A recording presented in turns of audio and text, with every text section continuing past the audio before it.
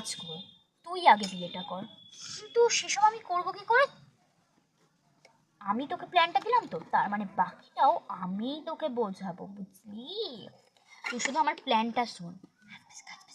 যখন যাবি তখন আমি বলে দেবো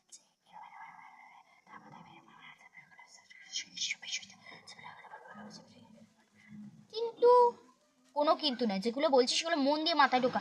আমি কিন্তু পরে কিন্তু এই বাড়িতে নাও থাকতে পারি। নাও থাকতে পারি মানেটা কি? কোথায় যাবে তুমি?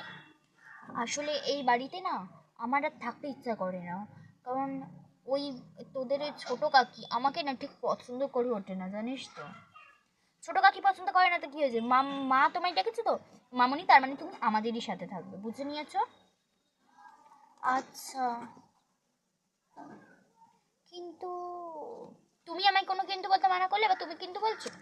এই মামনি, আমরা এতক্ষণ নেই, স্নিগ্ধা দেখলে নির্ঘাত কোনো সন্দেহ করবে। মামনি তুমি আগে যাও, তারপর আমি যাচ্ছি।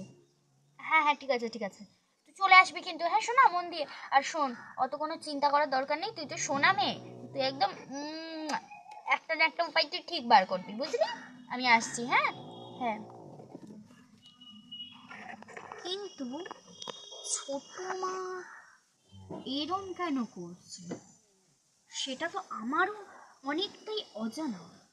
কিন্তু মামনি যে কথাগুলো বলল তার মধ্যে আমি অনেকটা যেন মনে হচ্ছে মিল খুঁজে পাচ্ছি।